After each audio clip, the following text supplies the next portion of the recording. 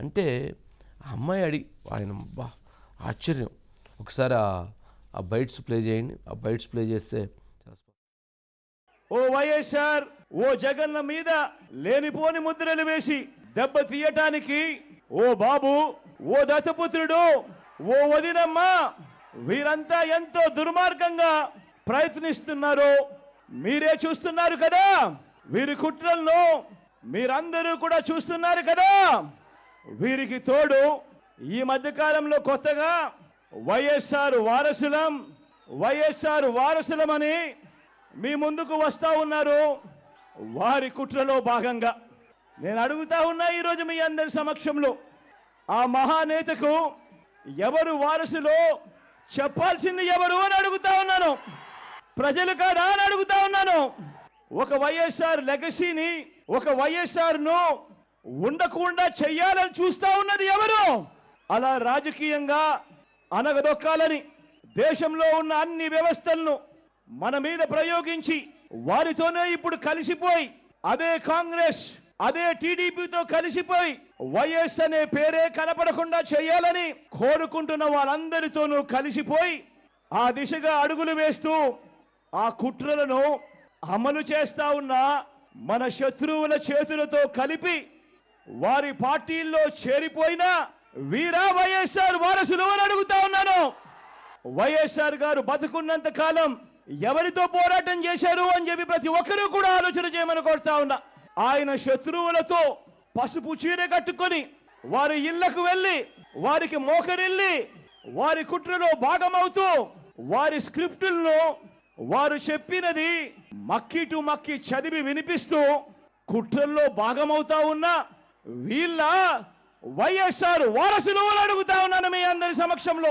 వైఎస్ఆర్ కీర్తి ప్రతిష్టలను, ఆయన పేరునే ప్రజల మనసు నుంచి చెరిపేయాలని, వైఎస్ఆర్ కాంగ్రెస్ పార్టీయే ఉండకూడదని, వైఎస్ఆర్ విగ్రహాలు ఏ గ్రామంలోనూ కూడా ఉండకూడదని బహిరంగంగానే ఆ విగ్రహాలన్నింటినీ ముక్కలు చెప్పలు చేస్తాము అని చెబుతున్న వారితో చేతులు కలిపిన వీరా వైఎస్ఆర్ వారసులు అని అడుగుతా ఉన్నాను. మా వివేకం చిన్నానను ఎవరు చంపారో, ఎవరు చంపించారో ఆయనకు, ఆ దేవుడికి, ఈ జిల్లా ప్రజలందరికీ కూడా తెలుసు ఏం జరిగింది అన్నది. కానీ బురద జల్లేందుకు ఇద్దరు చెల్లెమ్మలను ఎవరు పంపించారో, వారు వెనకాల ఎవరు ఉన్నారో మాత్రం మీ అందరికీ కూడా రోజు కనిపిస్తూనే ఉంది. ఇంకా ఆశ్చర్యం ఏమిటో తెలుసా? వివేకం చిన్నారను అతి దారుణంగా చంపి, అవును నేనే చంపాను అని అతి హేయంగా బహిరంగంగా చెప్పుకుంటూ తిరుగుతున్న హంతకుడికి మద్దతు ఇస్తున్నది ఎవరు? మీరే రోజు చూస్తున్నారు కదా అని అడుగుతా ఉన్నాను. చిన్నారను అన్యాయంగా ఎమ్మెల్సీ ఎన్నికల్లో ఓడించిన వారితోనే ఈరోజు చట్టా పట్టాలు వేసుకొని చిన్నానకు రెండో భార్య ఉన్న మాట వాస్తవం అవునా కాదా? ఆ రెండో భార్యతో తనకు సంతానం ఉన్న మాట వాస్తవం అవునా కాదా?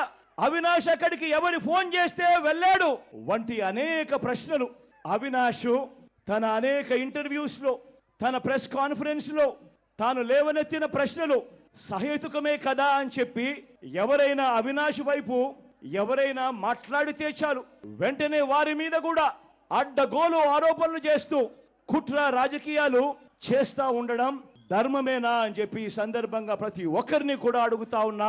ఆలోచన చేయమని చెప్పి ప్రతి ఒక్కరిని కూడా అడుగుతా ఉన్నా.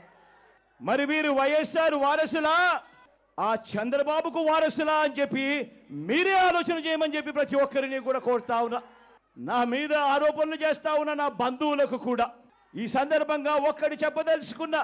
ముఖ్యమంత్రిగా దేవుడు మీ బిడ్డకు అధికారం ఇచ్చింది మీ బిడ్డ డబ్బులు సంపాదించుకునే దానికోసం కాదు, నా కుటుంబ సభ్యులను కోటీశ్వరులను చేసేందుకు కాదు, పేదలందరికీ మంచి చేసేందుకు. మరొక విషయం కూడా నిండు మనసుతో చెప్తా ఉన్నా. వైఎస్ అవినాష్ ఏ తప్పు చేయలేదని నేను బలంగా నమ్మాను కాబట్టే నేను అవినాష్కు టికెట్ ఇచ్చాను. ఈరోజు అవినాష్ అడిగిన ప్రశ్నలకు సరైన సమాధానాలు చెప్పలేని వీరంతా చిన్న పిల్లాడైనా అవినాష్ను దూషించడం, అవినాష్ను తెరమరుగు చేయాలనుకోవడం ఎంతటి దారుణమైన కార్యక్రమమో అన్నది ప్రతి ఒక్కరూ కూడా గమనించమని అడుగుతా ఉన్నా. మా అందరికన్నా చాలా చిన్నోడు అవినాష్, చాలా చాలా చిన్న పిల్లోడు. అటువంటి పిల్లోని జీవితం నాశనం చేయాలని చెప్పి నిజంగా ఇంత పెద్ద పెద్ద వాళ్ళందరూ కూడా కుట్రల్లో భాగం అవుతా ఉన్నారంటే నిజంగా వీళ్ళంతా మనుషులేనా అని చెప్పి సందర్భంగా అడుగుతా ఉన్నా. అవినాష్ రెడ్డి చిన్న పిల్లోడు అంటారు, అక్కడేమో ఇంకోసారి ఆయన చూస్తూ చేతులు కట్టుకొని కూర్చున్నారు అంటారు. మనకు ఒక రాజ్యాంగం ఉంది, కాన్స్టిట్యూషన్ అన్నది ఒకటి ఉంది. చిన్న పిల్లోళ్ళకి పదవులు ఇవ్వరు, కంటెస్ట్ చేయడానికి కూడా అర్హత ఉండదు. ఎంపీ అంటే ఒక బాధ్యత. ఇది 3వ ఎంపీగా కంటెస్ట్ చేపిస్తున్నారు, నిందితులను కంటెస్ట్ చేపిస్తున్నారు. ఎంపీ అంటే బాధ్యత, పిల్లోళ్ళకి ఇవ్వరమ్మా. పిల్లోళ్ళైతే స్కూల్కి వెళ్ళొచ్చు, పిల్లోళ్ళకి బాధ్యతలు ఇవ్వరు. ఇట్లాంటివి నిందితులను మీరు ప్రోత్సహిస్తున్నారు. దయచేసి ఇట్లా చేయకండి. 5 సంవత్సరాలుగా దీని గురించి పోరాడుతున్నా, ఇప్పుడు మీకు రాజకీయాలు కనిపిస్తున్నాయి. ఈ 5 సంవత్సరాలు ఆయన సంగతి మర్చిపోయినారా? ఈ 5 సంవత్సరాలు ఆయన గురించి ఎప్పుడైనా మాట్లాడారా? ఎన్నిసార్లు మిమ్మల్ని బంగపోయినా నాకు అపాయింట్మెంట్ ఇవ్వండి, లెటర్లు రాసిన, చీఫ్ మినిస్టర్ గారికి లెటర్లు రాసిన, ఎందుకు నాకు జవాబు రాలేదు? దేవుడికి తెలుసు, కడప ప్రజలకు అందరికీ తెలుసు ఎవరు చేశారు అని. అంటే మీకు తెలియదా? మీరు చీఫ్ మినిస్టర్ గా ఉండి మీకు తెలియదా ఏం జరుగుతుందో రాష్ట్రంలో? మీరు చీఫ్ మినిస్టర్ గా ఉన్నప్పుడే ఈ డిస్కషన్ వచ్చింది. ఇది చేసింది నా భర్త అయినా గానీ, వాళ్ళ అన్న అయినా గానీ, it doesn't matter. Vivekananda Reddy గారిని హత్య చేశారు, న్యాయం జరగాలి. తప్పు చేసింటే ఎవరైనా శిక్ష పడాల్సిందే. అది నేనైనా సరే, నా భర్త అయినా సరే, తప్పు చేసింటే శిక్ష పడాల్సిందే. వైఎస్ షర్మిలని, అంటే వైఎస్ రాజశేఖర రెడ్డి గారి కూతురు వైఎస్ షర్మిలని, ఈ ఎలక్షన్ లో షర్మిల గారు గెలిస్తే వివేకానంద రెడ్డి గారి కోరిక తీరుతుంది. మీకోసం ఇన్ని త్యాగాలు చేసినారు వివేకానంద రెడ్డి. ఈ ఒక్క త్యాగం చేసి మీరు కూడా షర్మిల గారికి సపోర్ట్ చేయమని మిమ్మల్ని ప్రాధేయపడుతున్నాను. దాంట్లో వారు చెప్పిన బయటలో ఇంటి అర్థమైపోయింది కదా ప్రజలకి. ఏంటి పసుపు చీర కట్టుకోరండి, పచ్చ చీర కట్టుకోనండి. అంటే పచ్చ చీర కట్టుకున్నటువంటి వాళ్ళందరి మీద ఇలాంటి విమర్శలే చేస్తారా? అంటే మనం పసుపు అంటే మీకు పసుపు పడకపోతే నిన్నటి వరకు సాక్షి మొత్తం పసుపే ఉండేది, ఇప్పుడు పసుపు తీసేశారు. అంటే మరి సాక్షి మరి అలా పెట్టినప్పుడు మరి అది పసుపే కదా, మరి ఇప్పుడు ఎందుకు ఇది అవుతారు? అంటే శుభసూచకం. పసుపు ఇంటికి ఎందుకు రాస్తారు, గుమ్మానికి ఎందుకు రాస్తారు? యాంటీ బ్యాక్టీరియా రాదని. పుండు దెబ్బ తగిలితే ఏం చేస్తారు? వెంటనే పసుపు రాస్తారు కదా. ప్రతి ఇంట్లో, ప్రతి కూరలో, ప్రతి వంటకంలో కూడా పసుపు కొంచెం వేస్తారు. ఎందుకు? Anti bacteria. మరి అలాంటి పసుపు విషయంలో ఏ శుభకార్యానికైనా, ఏ పెళ్ళికైనా, ఏ ఫంక్షన్కైనా, ఎక్కడైనా, ఏ పెళ్ళిలో అయినా, ఏ ఫంక్షన్లో అయినా పసుపు లేకుండా ఎక్కడన్నా ఉండిద్దండి. అంటే ఆమె చీర కట్టుకోగానే పచ్చ చీర అంటే పసుపు మీద అంత కోపమా? కోపం అంత కోపము ఉండబట్టే కదా చంద్రబాబు నాయుడు గారిని 53 రోజులు జైల్లో పెట్టించింది. ఇంకా కూడా తిరగకపోతే అట్లా. నిజంగా ఆ కేసులో జైల్లో పెట్టాల్సినటువంటి కేసు కాదు కదా. ఇన్వెస్టిగేషన్ చేయకుండా, ఏమీ లేకుండా తీసుకుపోయి జైల్లో పెట్టేసి 40 సంవత్సరాల పైన రాజకీయ అనుభవంతో తనంటూ కష్టపడి తను అభివృద్ధి చేసినటువంటి వ్యక్తిని, డెవలప్ చేసినటువంటి వ్యక్తిని తీసుకుపోయి మీరు జైల్లో పెట్టి కసి తీర్చుకున్నా కానీ ఇంకా కసి తీరకపోతే ఎట్లా పసుపు మీద? అదే రాజశేఖర రెడ్డి గారిని లోకేష్ గనక ఆయన బతికుంటే, ఇప్పుడు రాజశేఖర రెడ్డి గారిని జైల్లో పెడితే జగన్మోహన్ రెడ్డి గారికి ఎంత కోపం వచ్చిద్దా రాదా?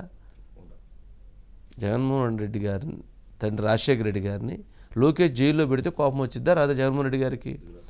మరి లోకేష్ గారి తండ్రి చంద్రబాబు నాయుడు గారిని ఇలా జగన్మోహన్ రెడ్డి గారు జైల్లో పెడితే లోకేష్ కోపం వచ్చిద్దా రాదా?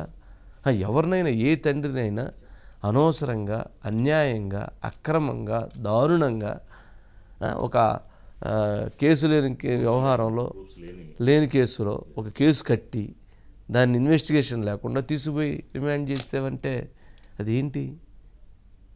కోపం వచ్చిద్దా రాదా?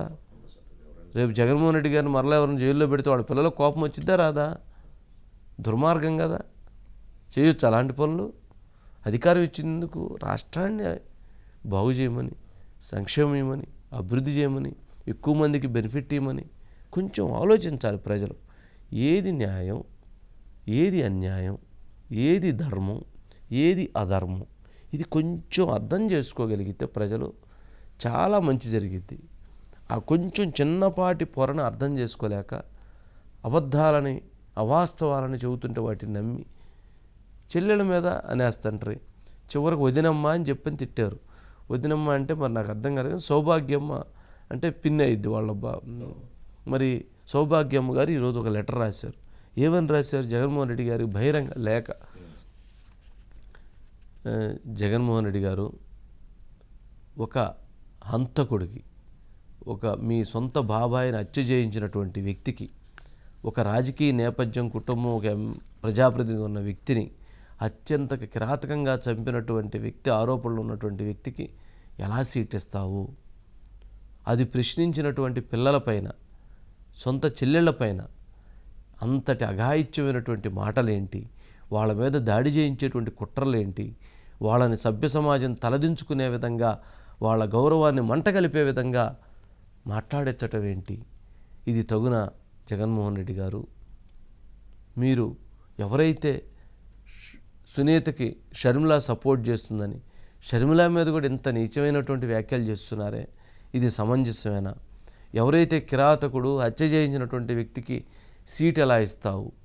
నిన్ను ప్రార్థిస్తున్నాను జగన్మోహన్ రెడ్డి, న్యాయం చెయ్యి, అలాంటి వ్యక్తికి సీటు ఇవ్వబాక, అలాంటి వ్యక్తిని శిక్షించాలి అని చెప్పి ఆమె బోరుమని ఏడుస్తా ఆ సౌభాగ్యం ఇంత పొడుగు లేఖ రాసింది. ఎవరికి? చిన్నప్పుడు ఎవరు ఎత్తుకొని పెంచుంటారండి? ఆమెను ఎత్తుకొని పెంచుండేది కదా, అంతే కదా.